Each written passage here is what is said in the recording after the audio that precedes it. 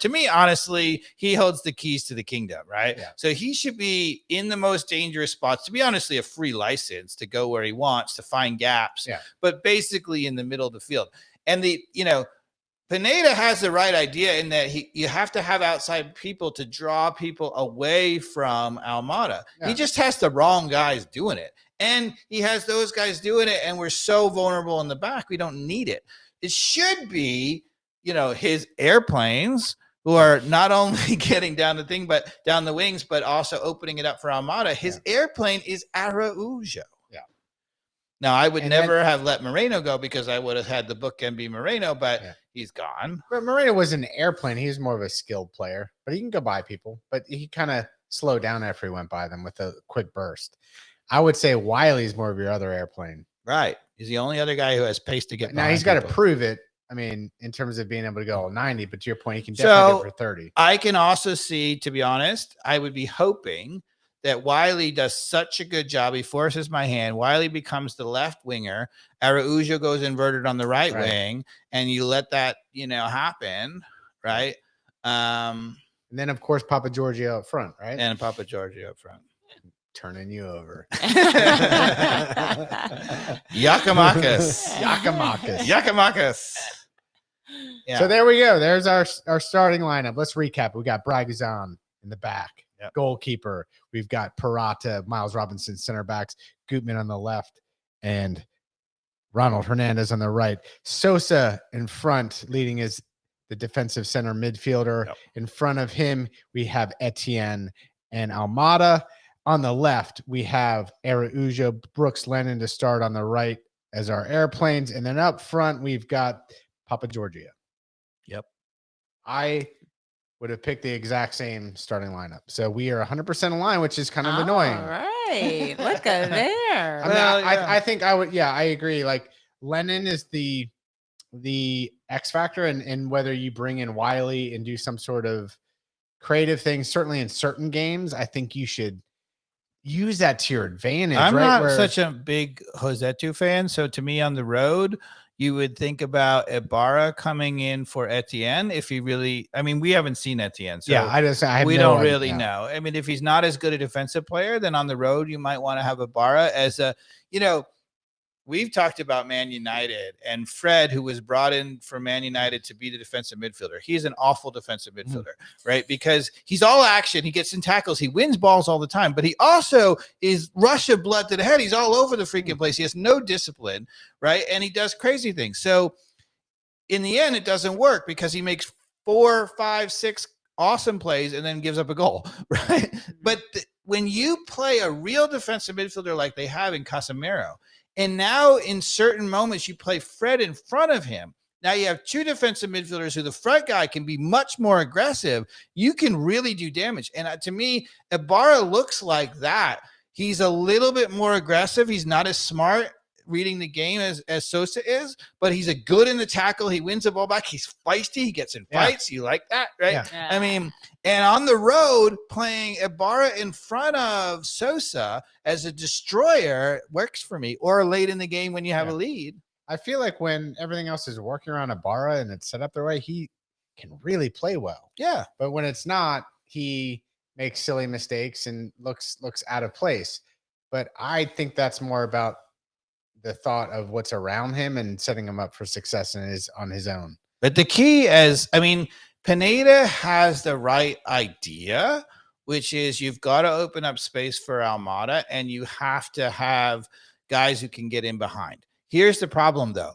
We have our outside backs going forward, and every MLS team has said to us, fine, give it to Lennon, give it to Gutman. As long as you don't give it to Almada, we're still not going to leave him. You give it to him. Go ahead, have time, go fun, go play, right? And what are you going to do? You're crossing into nobody, right? Yeah. And that's a problem because they just let him have it, and it's not good enough to break anybody down. Well, especially when you don't throw the change up, which is called the early cross. Right.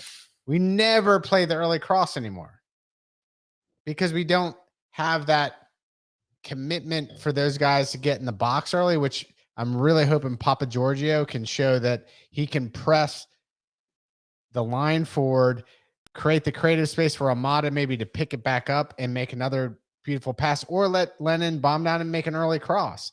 I mean, that's the type of movement I think we've got to see. Versus, I do think Giakoumakis, when he's set up by Almada in these perfect situations, he's going to score. So more like you're thinking right down the center type of. Yeah, a little flip. Yeah. Set him through. But that all, to me, it all depends on, it's not Gutman and Lennon who you want breaking into this space. It's Araujo. The key to the whole thing is you have to be afraid of Araujo running in space. And the problem with Araujo right now in this system is he hangs back and he gets the ball at his feet. Now, that's okay because he can go by a guy, but it's really good if he's running and we feed him. He's frightening. He is a frightening player. We couldn't find one opportunity, Dave, against Chattanooga to pass the ball to Luis Araujo while he was on his front foot running into it. I know. Not once. Well, in fairness, he doesn't run that much. And to me, that's coaching, right? You could be like, I would have been like, on him. You got to be. What I would say to Araujo is you get out on the wing. You don't need to defend very much, but be out on that space. So force somebody. So the defender has two options. He can either come out to you, right? If he comes out to you, you freaking take off behind him and say bye-bye, right? And you try to get the ball served into you. If he doesn't come out to you, we're going to serve you all day as the open guy. And at least we have Araujo running at a defender rather than Brooks Lennon running at a defender. If you have Almada with the ball and his head is up and Araujo is running behind the back line at all, you don't think Almada can chip it over and play it right on a plate to him? Right. It should be so frightening. Or Almada's good enough to see that Araujo is going to check back to it after he's pressed the line up and come back to it. And there's just so many things I'd be so excited about. Well, the thing that you have to do is you need your back four to be aggressive and up the field and winning balls, right? So if you say Hernandez, Gutman, Miles Robinson, Purata, you say that back four has some strength. It's got some pace. Nobody's going to run behind them. They can get really far up the field and win balls. And your job is to win it, give it to Araujo, win it to give it to Almada, win it, give it to Etienne, right?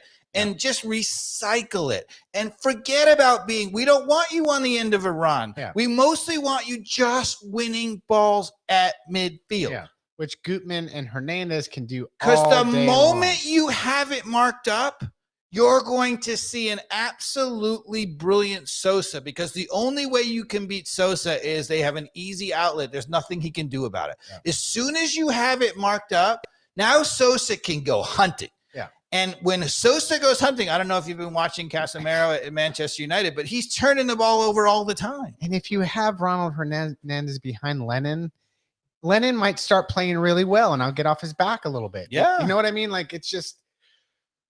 Yeah. And honestly, if Lennon wasn't so far back, he's a better. You have another defensive guy in front of Hernandez, and if he stays up where you use him as an outlet, now you might find that he actually serves an early ball because he's going to have all day to get his head up. Yeah, and I'm excited to see what Etienne's about too. I have no idea. He's the next factor in this season, I think. I don't know. I mean, in a perfect world, he's a poor man's Nogby. Where he can really keep the ball and just get it on to the next guy. I think he's a little bit more attacking than that and not as good in possession as that. But so that leaves us with, Josetu, who's more ticky-tacky in the middle. Like, he doesn't play overly offensively. He's not a great defender. I don't see a huge role for him. Yeah, But honestly, Pineda thinks he's the defensive midfielder. I don't see a big role for Josetu. I don't see a big role, obviously, for Amar Sedic.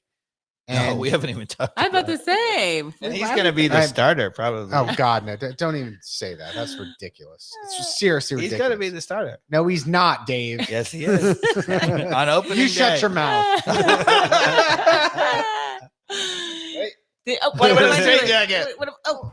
There it is. Somebody But- should put a straight jacket on this guy. Ibarra, I still see upside. Yes.